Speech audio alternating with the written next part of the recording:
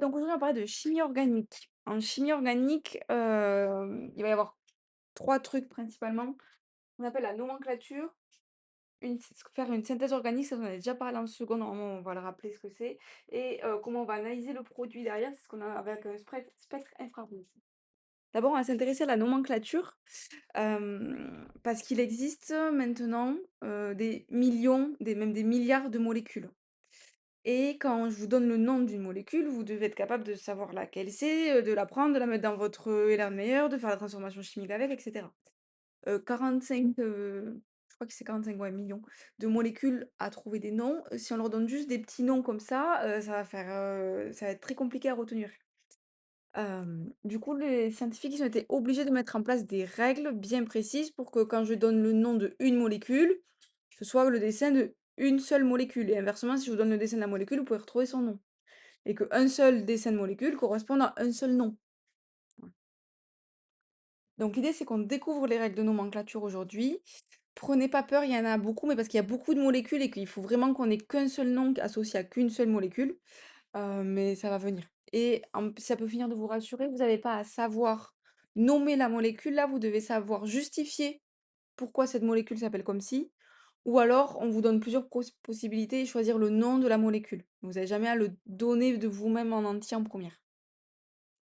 Je vous ai mis des molécules au tableau qu'on appelle des alcanes, parce que c'est des molécules composées uniquement de carbone et d'hydrogène. Là, on a un alcane avec un carbone, 2 carbones, 3 carbones, il peut y avoir 4, 5, 6, 7, 8, il n'y a pas de limite. Hem et ces alcanes, du coup, ils ont une formule chimique qui correspond à C, un petit n, H et N, 2 N plus 2. Ils ont que des carbones et des hydrogènes dans leur, molécule. Pour les nommer, ces trucs, ça vous gêne un peu ça?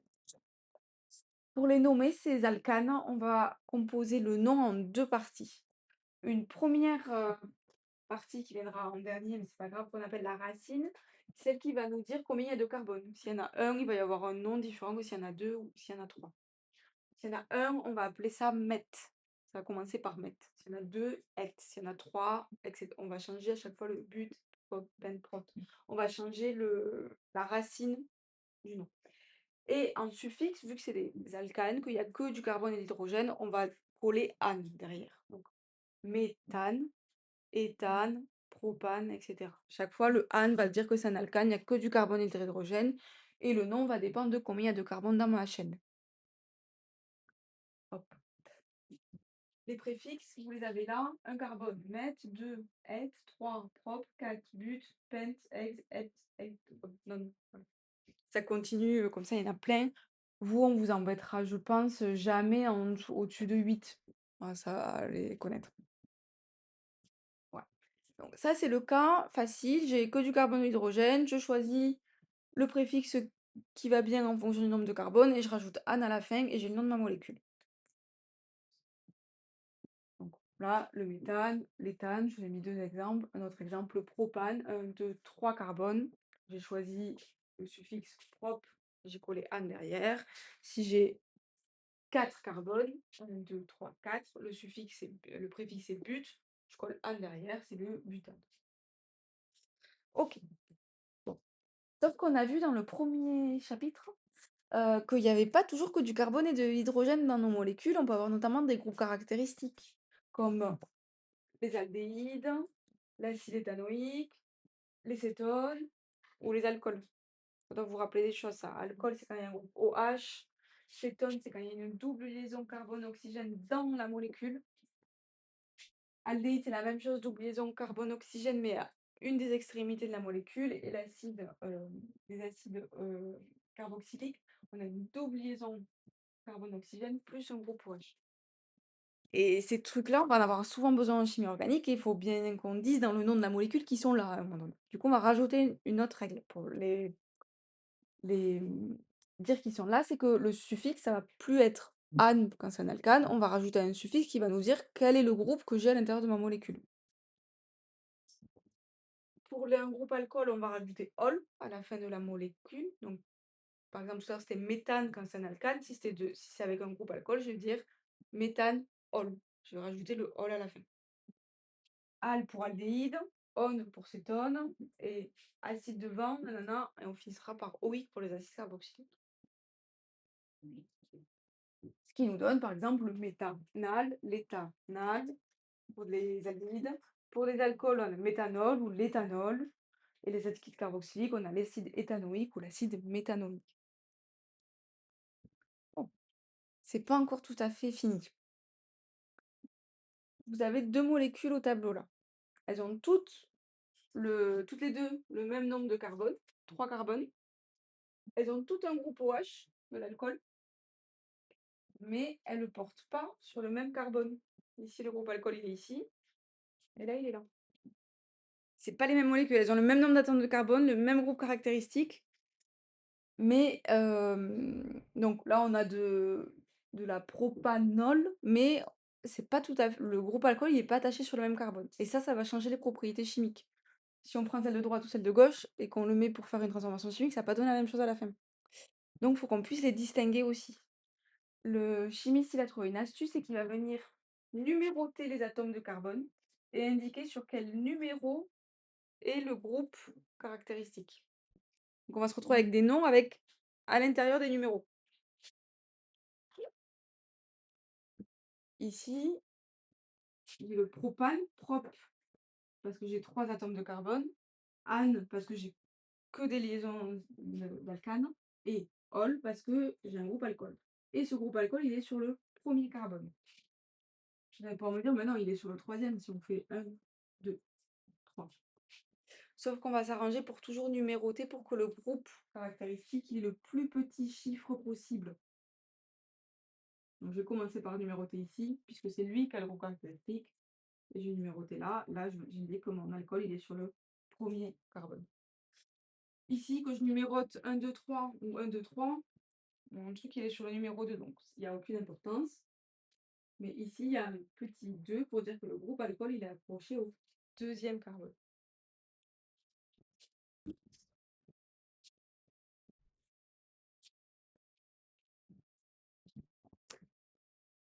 Ce qui nous fait qu'en fait, on va avoir plus 2 parties, mais 3 parties sur le nom de nomenclature en chimie. Le suffixe, où on ajoutera ane à la fin parce que c'est des alcanes. On en déduira l'aracide, meth, tête, prop, but, pente, etc. en fonction du nombre de carbone. Et on va rajouter un mot derrière, un préfixe, un suffixe derrière pour indiquer s'il y a acide, alcool, cétone, etc. Et un petit numéro pour dire sur quel carbone en plus. On se retrouve du coup avec des noms qui ressemblent à butane 1-ol. But parce que j'ai 1, 2, 3, 4 atomes de carbone. Ane parce que c'est un alcane. Ol parce que j'ai un groupe alcool. Et sur quel carbone? Sur le 1. Ici, on a du butane de ol, pareil, parce que j'ai 4 carbones, j'ai un groupe alcool, et il est sur le deuxième carbone. On y est presque.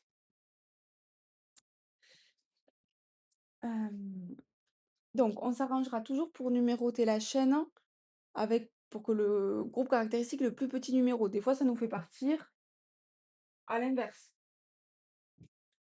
On s'arrangera aussi pour que la chaîne où on met les numéros, ce qu'on appelle la chaîne principale, elle soit la plus longue possible. Et c'est pas toujours celle qui est en ligne droite. Là, si je les compte ici, mes carbones, j'en ai 1, 2, 3, 4, 5, 6.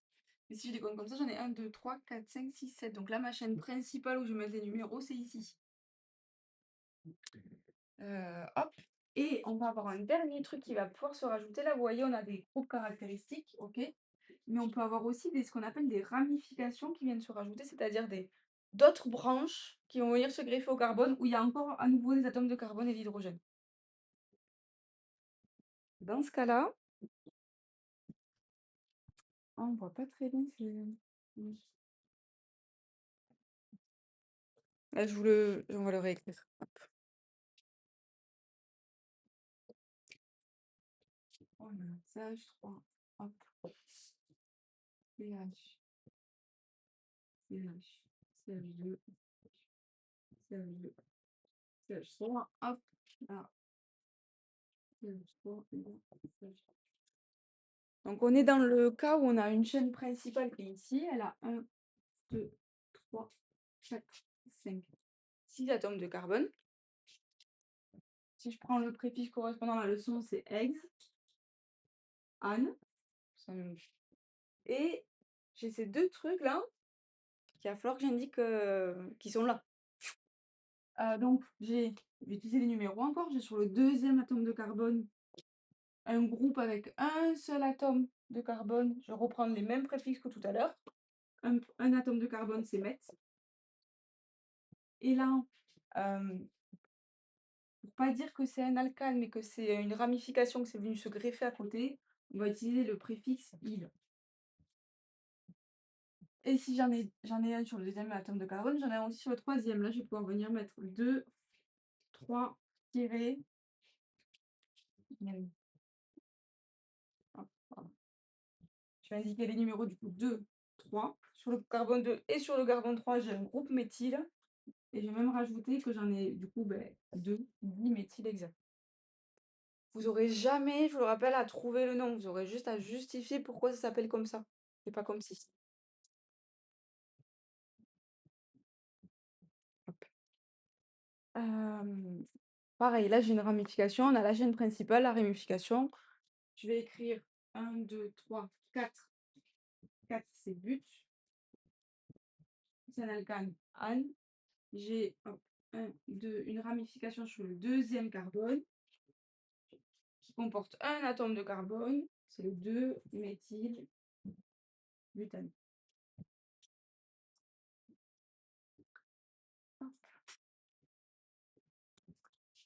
Du coup, si on veut résumer la partie nomenclature, il y aura 3 parties dans le nom de la molécule. La racine qui correspond à la longueur de la chaîne principale. On compte les atomes de carbone et on choisit la racine qui va bien parmi meth, eth, prop, but, pent, etc. On rajoute un ane à la fin parce que c'est un alcane. On va choisir le suffixe, éventuellement en indiquant le numéro en fonction des groupes caractéristiques qu'il y a. Ol pour alcool, al pour aldéhyde, OI pour acide carboxylique, etc. Et s'il y en a, les ramifications, elles vont apparaître dans le préfixe. Et pareil, je vais indiquer le numéro du carbone et combien il y a d'atomes accrochés à celui-ci. Hop. On se retrouve du coup avec des noms de cette forme 2-méthylbutanal, par exemple. Et quand on fait ça, ben, il n'y a que cette molécule-là qui correspond à ce nom-là. On ne peut pas en écrire une autre. Je vous montre des exemples, on en fera en banque d'exemplaires et vous entraînerez dessus, ça viendra. Donc ça fait des noms un petit peu bizarres, qui font un petit peu peur. C'est juste pour qu'il n'y ait qu'une seule molécule qui corresponde à qu'un seul nom. Bien. On va passer maintenant au cœur de l'intérêt de ça, c'est pourquoi est-ce qu'on fait de la chimie organique. En chimie organique, on va pouvoir faire une synthèse. Quand on parle de synthèse organique ou de synthèse chimique, c'est qu'on veut produire des nouvelles molécules, on veut fabriquer des molécules à l'aide d'une transformation chimique. Pourquoi on a besoin de faire ça? On va prendre l'exemple de l'aspirine. L'aspirine, pour en obtenir, alors dans les comprimés d'aspirine, il y a de l'acide acétylsalicylique, ça s'appelle. Pour l'obtenir, cet acide acétylsalicylique, on peut l'extraire des feuilles des écorces de saule. Et c'est ce qu'on a fait longtemps. On prenait les écorces de saule, un procédé chimique, et on arrivait à obtenir cet acide-là qui nous servait à faire l'aspirine. Sauf que si pour subvenir à la consommation mondiale à l'heure actuelle, si on doit faire pousser des sols, déjà c'est long, ça prend de la place. On va pas arriver à avoir assez de forêt pour fabriquer assez d'aspirine pour tout le monde. Donc, au lieu de l'extraire de la nature, on va essayer de le fabriquer en laboratoire. Et c'est ça la synthèse chimique, c'est fabriquer à l'aide d'une transformation chimique, c'est-à-dire des réactifs ensemble, fabriquer la molécule que je veux. La même que dans la nature, mais par une voie chimique. Ça peut permettre aussi, je sais pas si je l'ai prévu, non. Ça peut permettre aussi de fabriquer des molécules qui n'existent pas dans la nature à la base. Par exemple, les collants en nylon, qu'on peut mettre l'hiver quand il fait froid sous une jupe, c'est une molécule qui n'existe pas dans la nature, le nylon. Mais on réussit à la fabriquer par transformation chimique. Donc soit on fabrique des molécules qui existent déjà, mais qui sont plus faciles à produire ainsi, soit des molécules qui n'existaient pas à la base dans la nature. Pour ça, on va faire ça en 4 étapes. 1, la transformation chimique. La transformation chimique, elle se fait là-dedans. Vous avez déjà normalement vu ça en seconde. J'ai un ballon et un chauffe-ballon. Ça chauffe.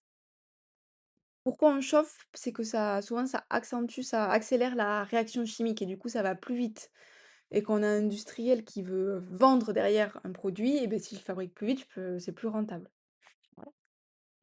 Ça là, ça va être accroché, souvent il y aura des potences, il y aura des tiges en fer qui vont venir le maintenir et on le met sur un support élévateur parce que, beh, si on chauffe et que la réaction s'emballe et que ça bout et que ça déborde et cetera, hop, on peut vite éloigner la source chaude du ballon et calmer la transformation chimique et que ça s'apaise un petit peu. Donc ça, c'est une mesure le support élévateur qui est en dessous, c'est une mesure de sécurité.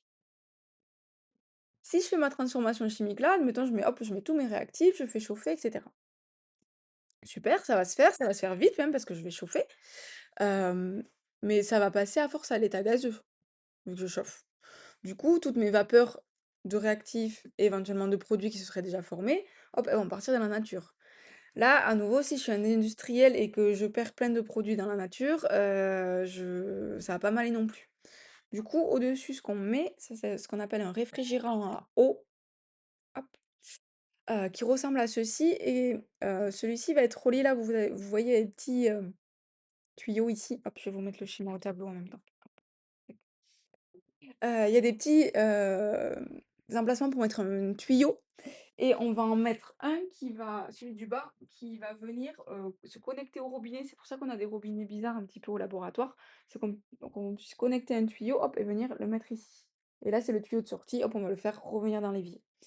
Et en fait, comme ça, là, j'ai une double paroi à l'intérieur. Vous voyez, il y a les petites, billes là, mais j'ai une autre paroi en verre et du coup, l'eau froide, elle va pouvoir circuler dans ma double paroi. Si j'ai de l'eau froide qui circule en permanence, ça veut dire qu'ici ça va chauffer, ça va passer à l'état gazeux, les vapeurs elles vont monter, elles vont rencontrer le froid de l'eau, la température va redescendre, elles vont repasser à l'état liquide, les vapeurs elles vont retomber dans mon ballon. Et du coup en fait je perds pas de matière. Tous mes réactifs, tous mes produits qui se forment retombent dans mon ballon à la fin. C'est à ça que ça sert.